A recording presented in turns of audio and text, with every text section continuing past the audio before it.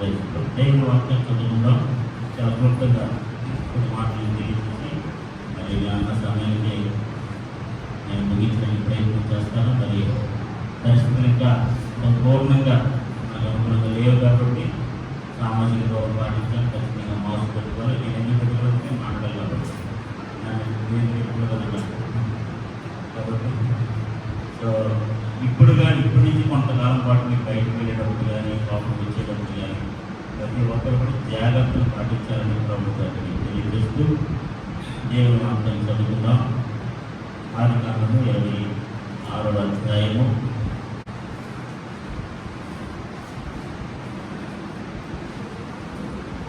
ఆదికాండము 26వ అధ్యాయం మొదటి నుంచి 5 వచనాలను మనం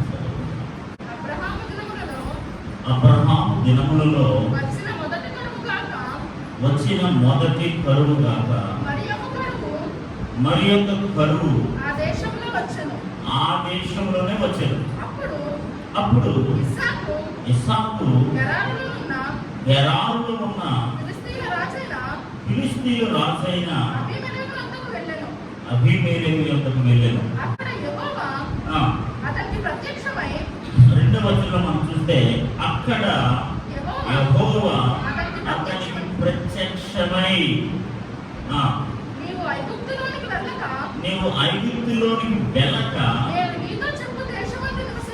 నేను నీతో చెప్పు దేశమందు నివసించును. ఈ దేశమందు పరవాసమై ఉండువు. నేను నీకు తోడై ఉండి నేను ఆశీర్వదిస్తాను. ఏమనగా నీకును నీ సంతానమునకును ఈ దేశములన్నీ ఇచ్చి నీ తండ్రి అయిన అబ్రహాము నేను చేసిన ప్రమాణం నెరవేర్చి ఆకాశ నక్షత్రముల వలె నీ సంతానాన్ని విస్తరింపజేసి ఈ దేశములన్నీ నీ సంతానానికి ఇచ్చదను. నీ సంతానం వలన సమస్త భూలోకములోని సమస్త జనులు ఆశీర్వదించబడుతురు. అబ్రహాము నా మాట విని నేను విధించిన దాని నా ఆజ్ఞలను నా కట్టడలను నా నియమములను గైకొనని చెప్పాను. హల్లెలూయా, హల్లెలూయా. మనం దేవుని యొక్క దర్శనం కొరకు లేకపోతే దేవుడు దర్శించే పరిస్థితుల కొరకు మనం మాట్లాడుకుంటున్నాం. దేవుడు ఆయా సందర్భాల్లో, ఆయా పరిస్థితుల్లో, ఆయా కాలాల్లో, ఆయా వ్యక్తులతో, ఆయా భక్తులతో, సందర్భాన్ని బట్టి, పరిస్థితులను బట్టి దేవుడు వారిని దర్శించేవాడు. దేవుడు వారిని విజిట్ చేసేవాడు. దేవుడు వారితో మాట్లాడేవాడు. దేవుడు వారిని సరైన మార్గంలో పెట్టడానికి, సరైన ఉన్నత ఉద్దేశాలు వారి పట్ల నెరవేర్చడానికి వారి దగ్గరికి వచ్చేవాడు, వారిని విజిట్ చేసేవాడు. అందుకని ఈ మధ్యకాలంలో మనం చదువుతున్నాం ద విజిటేషన్ ఆఫ్ గాడ్. దేవుడు దర్శించే కాలము, లేదా దేవుడు మనల్ని ప్రత్యక్షమై తన వాగ్దానాన్ని, తన ధైర్యపు మాటలను, తన విశ్వాసపు వాగ్దానాన్ని మన పట్ల నెరవేరుస్తున్న కాలంలో మనం ఉన్నామని మరొకసారి నేను మీకు గుర్తు చేస్తున్నాను. దేవుడికి స్తోత్రం కలుగును. సో అబ్రహాము దేవుడు దర్శించాడు, శారాను దేవుడు దర్శించాడు. అలా భక్తులైన వారందరినీ కూడా దేవుడు దర్శించి ఇశ్రాయేలు ప్రజలు దేవుడు దర్శించాడు. లేకపోతే ఋతు కాలంలో ఆ దేశపు ప్రజలు దేవుడు దర్శించాడు. అందుకే నేను ముందే చెప్పాను, ఆయా పరిస్థితులను బట్టి ఆయా కాలాల్లో ఆ విధంగా దేవుడు వారిని విజిట్ చేసినట్లుగా మనం చూస్తున్నాం. దేవుడికి స్తోత్రం కలుగుగా. ఇక్కడ చూసిన వాక్య భాగంలో మొదటి వచనంలో అబ్రహాము దినములలో వచ్చిన మొదటి కరువు గాక మరి ఒక కరువు ఆ దేశంలో వచ్చాను. ఆమేన్, హల్లెలూయా.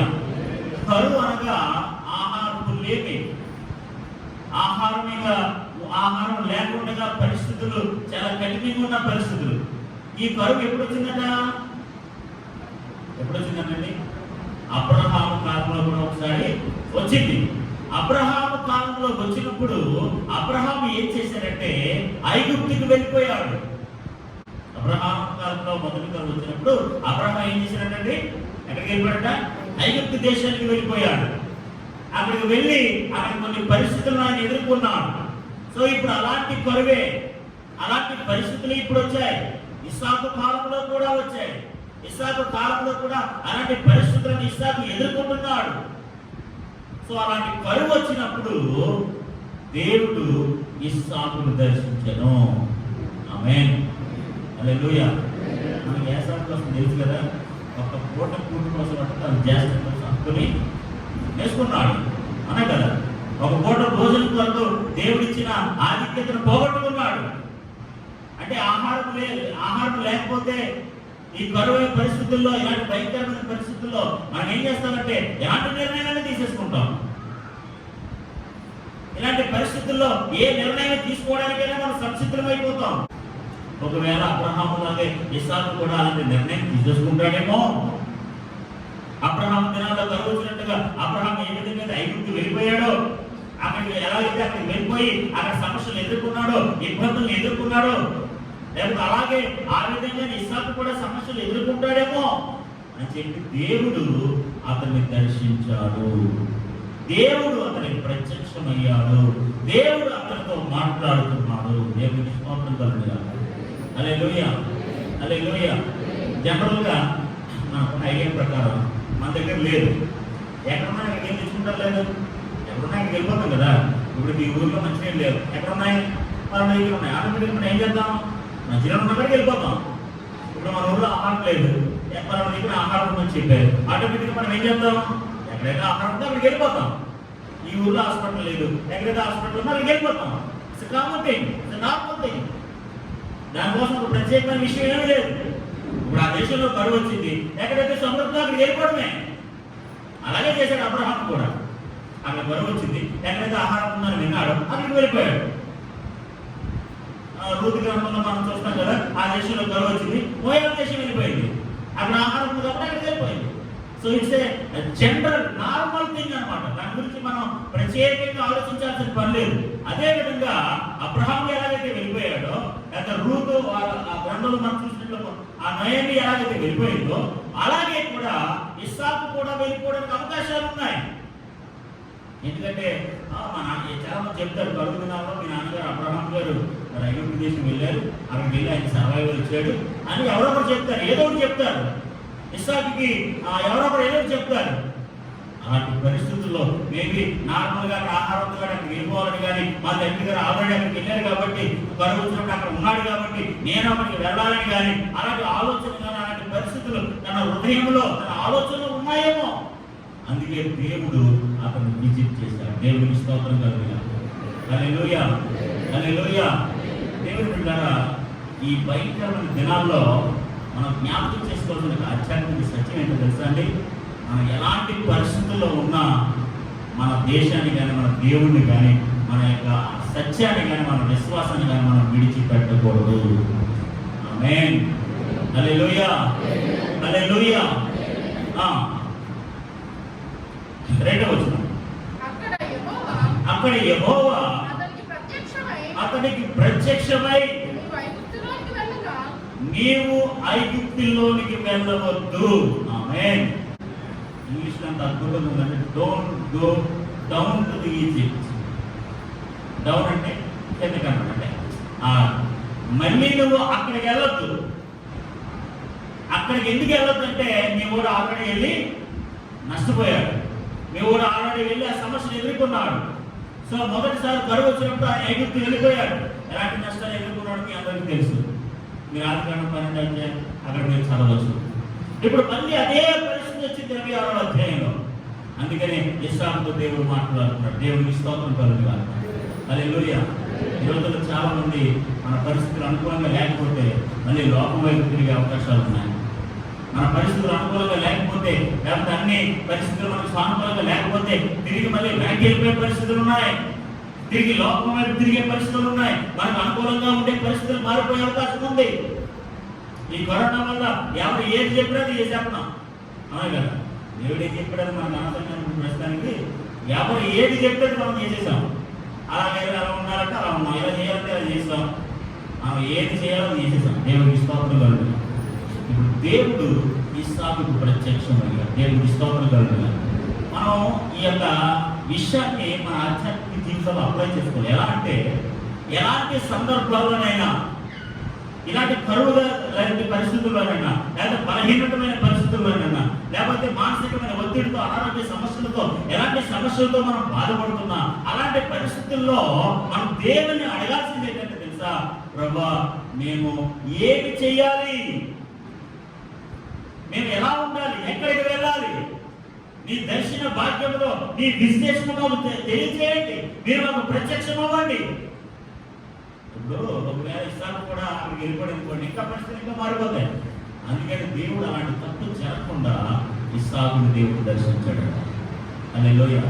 నీ జీవితంలో కూడా అలాంటిది జరగకుండా, నీ జీవితంలో మళ్ళీ ఐగుప్తుకు వెళ్ళే స్వభావం, ఆలోచన మీద ఉంటే అలా జరగకుండా దేవుడు మనల్ని దర్శించును గాక. దేవుడు మనకు ప్రత్యక్షం అవును గాక. Don't go to Egypt. మళ్ళీ నువ్వు ఈజిప్ట్కి వెళ్ళొద్దు. నీ తండ్రి గారు వెళ్ళినట్టు అక్కడికి వెళ్ళొద్దు. ఎందుకంటే అది లోకంతో సమానము, అది లోక సంబంధమైనది. దేవుడు ఇస్సాకుకు ప్రత్యక్షమయ్యాడు. ఆమేన్. ఇంకో మాట చెప్పండి, గాడ్ విజిటెడ్ ఇస్సాకు. ఆమేన్. హల్లెలూయా. ఇస్సాకుకు దేవుడు ప్రత్యక్షమయ్యాడు, దర్శనమిచ్చాడు. Don't repeat the mistake what your father has done. నీ తండ్రి చేసిన తప్పును మళ్ళీ చేయొద్దు.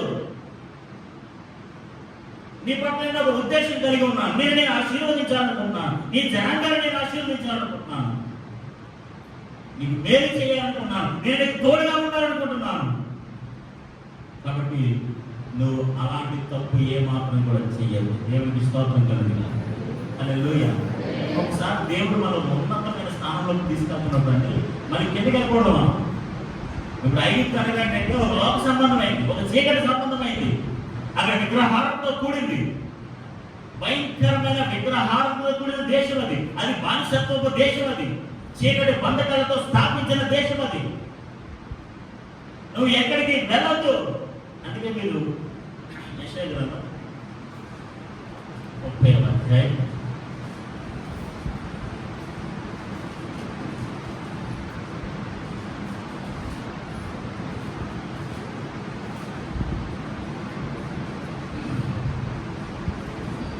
30వ అధ్యాయం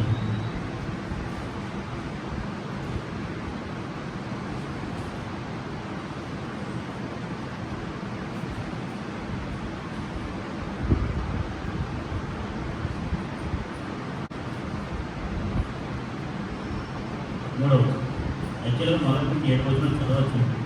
నాకు అంత అవసరం లేదు. 3వ వచనం చదువు. ఫరో వలన కలుగు ఫలము మీకు అవమానకరమగును. ఐగుప్తు నీడను శరణు చొచ్చుట వలన సిగ్గు కలుగును. ఆమేన్. హల్లెలూయా. ఇక్కడ ఐగుప్తు గురించి యెషయా భక్తుల ద్వారా దేవుడు ఒక ప్రవచనాన్ని మనకి తెలియజేస్తున్నాడు. ఏంటంటే ఫరో వలన కలుగు బలం. ఇప్పుడు నువ్వు బలహీనుడివే. ఎక్కడ? ఈ కరువులో, ఈ పరిస్థితుల్లో ఇస్సాకు బలహీనుడే. మరి కరువు వచ్చింది కదా, శారీరకంగా బలహీనుడే.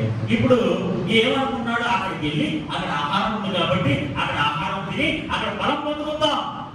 అంతే కదా. ఇక్కడ ఆహారం లేకపోతే బలహీనత వస్తుంది. అక్కడ ఆహారం తింటే దేశం ఆహారమే కదా, అక్కడ ఆహారం తింటే బలం వస్తుంది.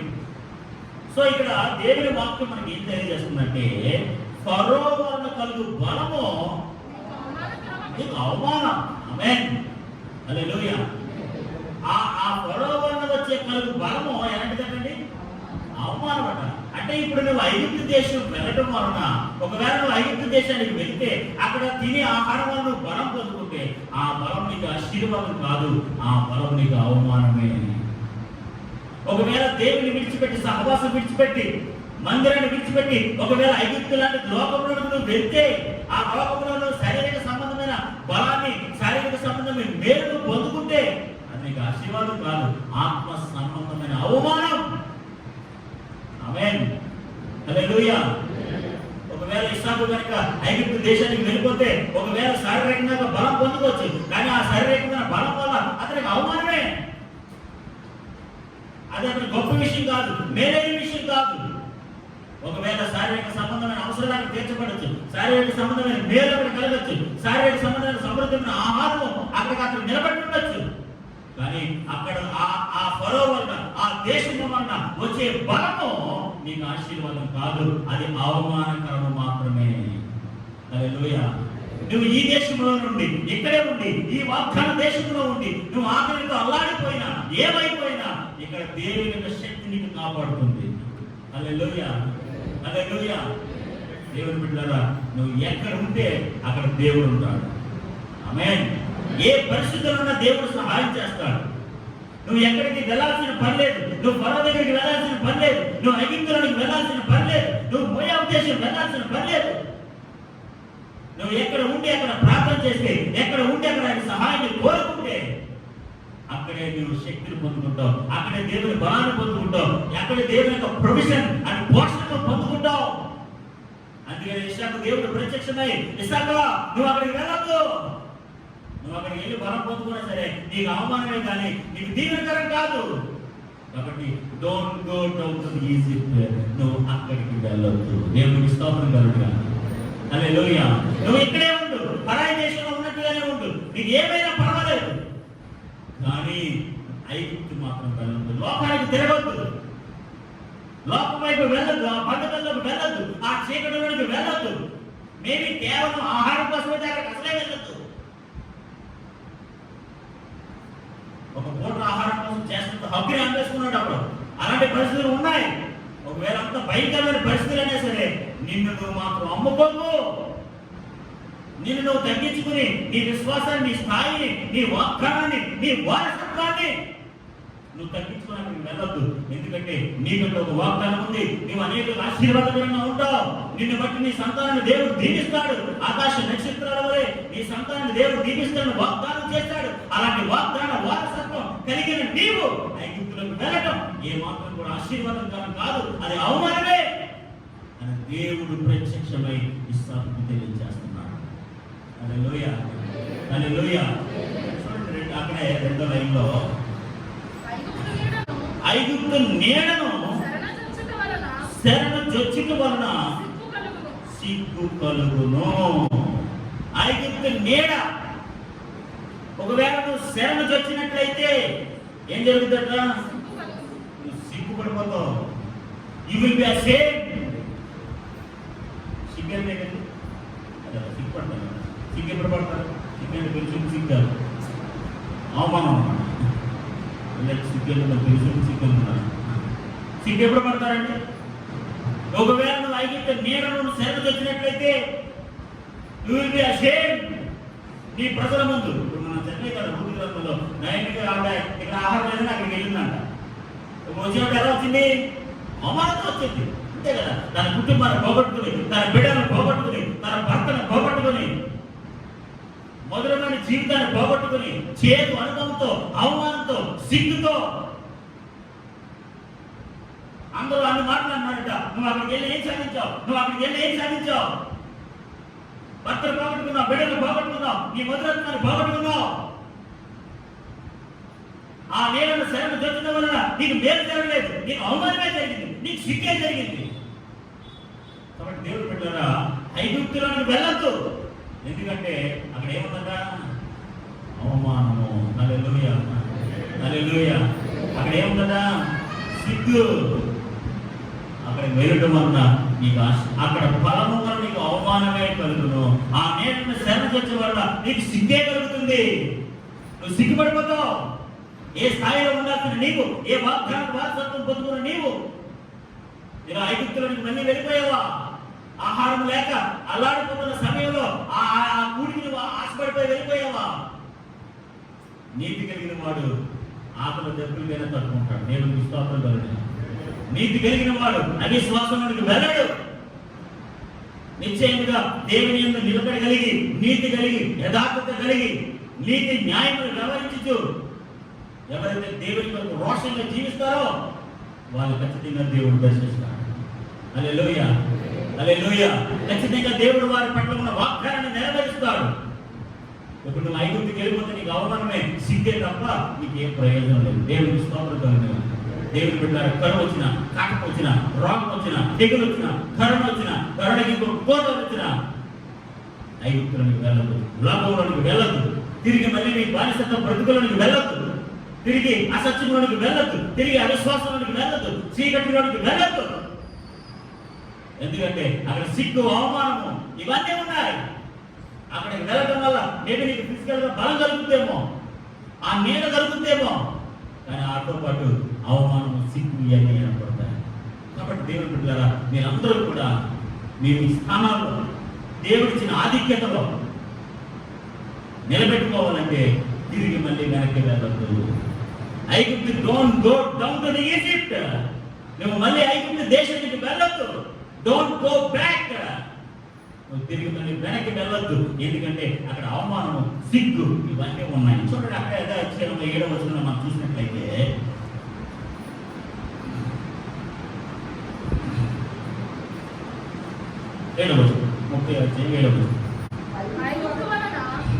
ఐగుప్తు వలన ఒకవేళ నువ్వు అక్కడ ఆ ఐగుప్తు దేశంలో వాళ్ళ సహాయాన్ని పొందుకుంటే ఆ సహాయం నీకు ఎలాంటిదంట? ఏంటంటే ఎలాంటి సహాయం? పనికొచ్చే సహాయం, పనికిమాలిన సహాయం అండి. ఏమన్నారట? ఎంత పనికిమాలిన పని చేసామంటారు కదా జనరల్గా ఎవరైనా మాట్లాడినప్పుడు ఏదైనా పెద్ద పని చేస్తే ఎంత పనికిమాలిన పని చేసి అంటుంటారు కదా. ఇప్పుడు ఐగుప్తు సహాయాన్ని ఒకవేళ నువ్వు పొందుకుంటే అది ఎలాంటి సహాయం అంట? ఐగుప్తు వలన కలుగు సహాయం పనికిమాలినది, నిష్ప్రయోజనమైనది. ఆమేన్. ఎలాంటిదట? నిష్ప్రయోజనము అంటే ఏ మాత్రం కూడా ప్రయోజనము లేదు. ఆమేన్. హల్లెలూయా, హల్లెలూయా. అంటే చెప్పి మీకు అర్థమవుతుందండి? అమ్మా, నేను చెప్పి మీకు అర్థమవుతుందా? ఎన్ని సమస్యలు వచ్చినా, ఎన్ని కరువు వచ్చినా, ఎన్ని అవమానాలు వచ్చినా మళ్ళీ లోకంలోకి వెళ్ళకండి. విశ్వాసంలో నిలకడగా ఉండండి. ఇల్లు లేకపోయినా పర్లేదు, డబ్బులు లేకపోయినా పర్లేదు, గుడ్డలు లేకపోయినా పర్లేదు, ఇల్లు లేకపోయినా పర్లేదు, ఏం లేకపోయినా పర్లేదు, దేవుడి పట్ల నీతి న్యాయం కలిగి ఉండండి. దేవుడు మిమ్మల్ని గణపరుస్తాడు, దేవుడు మిమ్మల్ని ఆశీర్వదిస్తాడు, మీ సంతానాన్ని అభివృద్ధి చేస్తాడు, మీ పట్ల ఉన్న వాగ్దానాన్ని నెరవేర్చుతాడు. ఆమేన్. హల్లెలూయా. ఒకవేళ అక్కడ కూడుంది, అక్కడ నీడుంది, ఆయన ఆ పలికిన సహాయానికి, ప్రయోజనమైన సహాయానికి మీరు వెళ్ళారనుకోండి, మీకు సిగ్గే కలుగుతుంది, మీకు అవమానమే కలుగుతుంది, మీకు నిందే కలుగుతుంది. అయ్యో, ఎందుకు వచ్చానా, ఎందుకు వెళ్ళానా, ఎందుకు మళ్ళీ ఆ నీడలోకి వెళ్ళానా, ఎందుకు నేను ఐగుప్తులకు మళ్ళీ వెళ్ళానని మనం కుంగిపోవాల్సిన, సిగ్గుపడాల్సిన అవమానకరమైన పరిస్థితులు మనకు ఎదురుపడుతుంది. కాబట్టి అందుచేత మనం ఏం చేయాలంటే don't go down to the Egypt, మళ్ళీ ఐగుప్తులోకి వెళ్ళవద్దు. హల్లెలూయా, హల్లెలూయా. తెగులు వచ్చినా, ఏమొచ్చినా సరే, ఏమైపోయినా సరే దేవుడిని విడిచిపెట్టద్దు. దేవుడే మనకు సహాయపడతాడు. ఆమేన్. హల్లెలూయా. ఏ విషయానికి మీరు భయపడద్దు. అందుకని ఆ అబ్రహాము చేసినట్లుగా ఇస్సాకు కూడా చేస్తాడేమో అని, అబ్రహాము వెళ్ళినట్లుగా ఇస్సాకు కూడా వెళ్ళిపోతాడేమో అని దేవుడు ఇస్సాకుకు ప్రత్యక్షమయ్యాడు. ఒకవేళ నువ్వు కూడా అలా చేరిపోతావేమో, ఒకవేళ నువ్వు కూడా అలా తొందరపడతావేమో, ఒకవేళ నేను కూడా అలాంటి పరిస్థితులను వెళ్ళాల్సి వస్తుందేమో, అలా వెళ్ళకుండా దేవుడే మనం దర్శించండి కాక, అలా తప్పిపోకుండా దేవుడే మనం దర్శించండి కాక, అలా దూరం అయిపోకుండా దేవుడే మనకు ప్రత్యక్షమవును కాక. ఇస్సాకుకి 2వ వచనం మనం చూస్తాం కదా, యెహోవా అతనికి ప్రత్యక్షమై ఏం చెప్పాడు తెలుసా? నువ్వు ఐగుప్తులోకి వెళ్ళక. హల్లెలూయా, హల్లెలూయా. అది ఎలాంటి సజాట? సహాయం లేనిది. ఆమేన్. హల్లెలూయా. సహాయం ఐగుప్తు వలన కలుగు సహాయం పనికి మాలినది. ఆమేన్. ఈ లోకం ఎలాంటిదండి? పనికి మాలిన లోకం, పనికి మాలిన ఈజిప్ట్, నిష్ప్రయోజనమైనది. ఏ మాత్రం కూడా ప్రయోజనం లేదు. నువ్వు ఐగుప్తు వాళ్ళని ఏం సాధించావు? నువ్వు మోయాబు వెళ్ళి ఏం సాధించావు? ఏం సాధించలేదు. నిష్ప్రయోజనమో, ప్రయోజనం లేదు. మిగతా అక్కడ ఉన్నంతకాలం ఫోన్ చేసేవేమో, అంటే అక్కడ ఉన్నంతకాలం పట్టుకుంటే కూడితేమో, ఇంకేం సాధించావు? కూడి కంటే ఎక్కువ నష్టపోయావు. వద్దు. ఒక పూట కూడికొక జాగ్రత్త అమ్ముకున్నట్టు ఇలాంటి భయంకరమైన పరిస్థితుల్లో మీ యొక్క హక్కుని, మీ ఆధిక్యతను, మీ వాగ్దానాన్ని మీరు పోగొట్టుకోకండి. Keep your promise. మీ వాగ్దానాన్ని మీరు నిలబెట్టుకోండి. మీ నీతిని మీరు కాపాడుకోండి, మీ యథార్థతని మీరు కాపాడుకోండి. మీ సత్యమనేమి మీ విశ్వాసాన్ని, ఈ సమస్తమును మీరు సంపాదించుకున్న నీతి, మీరు సంపాదించుకున్న సహవాసం, మీరు సంపాదించుకున్న ఆత్మ అనుభవం కేవలం ఒక కరుణ కోసం, కేవలం ఒక కరుణ కోసం మీరు పోగొట్టుకోకండి. వాగ్దానం శాశ్వత కాలం ఉంటుంది, ఆయన నీతి శాశ్వత కాలం ఉంటుంది, ఆయన అభిషేకం శాశ్వత కాలం ఉంటుంది, కరుణ కొంతకాలం ఉంటుంది. కొంతకాలం కోసం శాశ్వతమైన ఆశీర్వాదాన్ని దూరం చేసుకోకండి. ఎందుకంటే లోకము ఇవన్నీ కూడా అశ్వాసతత్వం, హల్లెలూయా, కలిగి మారినవి, నిష్ప్రయోజనమైనవి. అలాంటి వాటి వైపు మళ్ళీ తిరిగి వెళ్ళకూడదని సర్వశక్తి గల దేవుడు ఈ మధ్యకాల సమయంలో మనకు మాట్లాడుతున్నాడు. దేవుడికి స్తోత్రం కలుగుతుంది. చూడండి 7వ వచనాన్ని మరొకసారి చదవండి. ఐగుప్తు వలన కలుగు సహాయము నిష్ప్రయోజనమైనది, అందుచేతను ఏమీ చేయక ఓరకుండు గొప్పల మాయ దానికి పేరు పెట్టించున్నాను. ఆమేన్, హల్లెలూయా. దానికి పేరు పెట్టాడు దేవుడు. ఏం పేరు? ఐగుప్తుకు పేరు పెట్టాడు. ఏంటా పేరు? బడాయి కూరడు అంటారు కదా, బడాయి అంటారు కదా. ఈజీ సులువైన ట్రాన్స్లేషన్ ఏంటో తెలుసా? ఏమీ చెయ్యని బడాయి దేశం. సులువుగా ఉంది కానీ నేను సులువైన ట్రాన్స్లేషన్ చెప్పి మీకు చెప్తున్నాను. ఏంటో తెలుసా? ఏమీ చెయ్యని బడాయి దేశంలో నువ్వు వెళ్ళి, ఏదంటా ఏమీ చెయ్యని బడాయి దేశంలో నువ్వు వెళ్ళి సిగ్గుపడిపోకు, అవమానం పొందుకోకు. అది బడాయి దేశం అంటే అక్కడ ఏం లేదు. ఇక్కడ ఏ దేశమో తెలుసా? పాలు తేనెలు ప్రవహించే దేశం, దేవుడి చేత ఏర్పాటు చేయబడిన దేశం, దేవుని యొక్క వాగ్దానం పొందుకున్న దేశం. దేవుడికి స్తోత్రం కలుగునుగాక. ఏమి చెయ్యని బడాయి దేశంలో నువ్వు వెళ్ళొద్దు. అది పనికిమాలిన దేశం, నిష్ప్రయోజనమైన దేశం, పనికిమాలిన దేశం. అది ఆ దేశానికి నేను పేరు పెట్టాను, బడాయి దేశము. ఏమి చెయ్యని బడాయి దేశంలో నువ్వు వెళ్ళొద్దు. అలా నువ్వు వెళ్తే అక్కడ నువ్వు సిగ్గు పొందుకుంటావు, అక్కడ అవమానం పొందుకుంటావు, అక్కడ నువ్వు నష్టపోతావు. కాబట్టి ఇస్సాకు గారు దయచేసి మీరు అక్కడికి వెళ్ళండి. దేవుడికి స్తోత్రం కలుగుతుంది. హల్లెలూయా, హల్లెలూయా, హల్లెలూయా. కాబట్టి దేవుడు బిడ్డలారా, ఒకవేళ మనం మన జీవితాల్లో అలాంటి అనుభవాలు కూడా వెళ్తున్నామేమో, మళ్ళీ నువ్వు కిందకి వెళ్ళిపోతున్నామేమో, నీ ప్రార్థన జీవితం నుంచి వెనక్కి వెళ్ళిపోతున్నామేమో, నీ విశ్వాస జీవితం నుంచి మళ్ళీ వెనక్కి వెళ్ళిపోతున్నామేమో, దేవుని పట్ల నువ్వు కలిగి ఉన్న ఆసక్తి, ఆ అభిషేకం నుంచి వెనక్కి వెళ్ళిపోతున్నామేమో. ఒకవేళ నువ్వు అలా వెళ్ళిపోతున్నట్లయితే అది పనికి మారింది, నిష్ప్రయోజనమైనది. అలా నువ్వు వెనక్కి తిరగొద్దు. అందుకని ఇంగ్లీష్ లో ఒక పాట ఉంటుంది, నో టర్నింగ్ బ్యాక్. వెనుకకు తిరగొద్దు. Don't go down to the Egypt. మళ్ళీ ఆ ఐగుప్తు దేశంలో నువ్వు అడుగు పెట్టొద్దు. ఎందుకంటే మీ నాన్నగారు ఆల్రెడీ అబ్రహాం గారు అడుగుపెట్టి నష్టపోయారు. చాలా ఘోరమైన పరిస్థితి ఎదుర్కొన్నాడు, అవమానం ఎదుర్కొన్నాడు. అలాంటి అవమానం మీకు కలగకూడదు, అలాంటి పరిస్థితులు మీకు రాకూడదు. నువ్వేం చేస్తావంటే నువ్వు ఎక్కడికి వెళ్ళదు, ఎక్కడికి ఉండదు. దేవుడికి స్తోత్రం కలుగునుగాక. 26వ అధ్యాయం ఆది.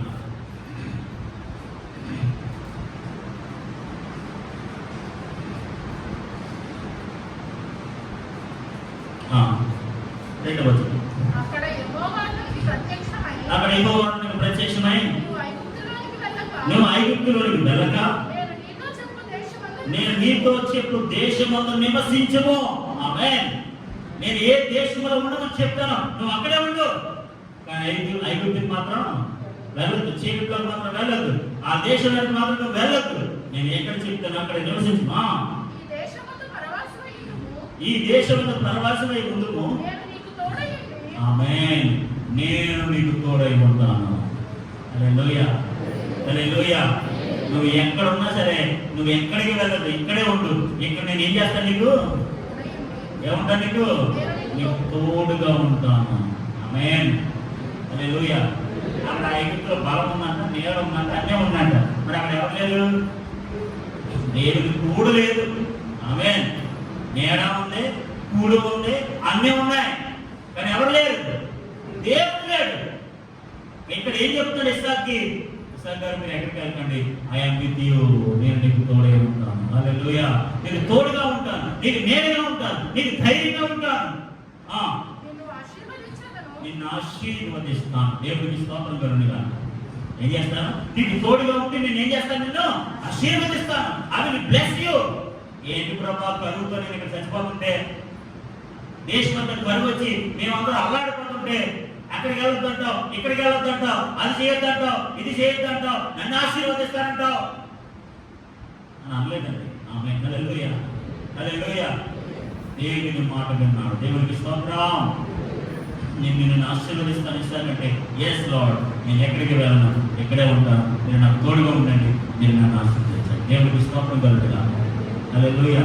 ఎప్పుడైతేనండి మన ఆశీర్వాదం కొన్ని స్థాయి నుంచి ఎందుకు వెళ్ళిపోతామో ఖచ్చితంగా మనం పడైపోతాము. దేవుడు ఒక స్థానంలో మిమ్మల్ని పెట్టాడు, ఆధిక్యంలో మిమ్మల్ని పెట్టాడు. ఆయన బిడ్డగా, ఆయన కుమారుడిగా, ఆయన కుమార్తె స్థానాన్ని మీకు ఇచ్చాడు. కరువు వచ్చిన కర్మచరికి ఏది వచ్చినా సరే మనం ఆ స్థానాన్ని దిగి ఉండకూడదు.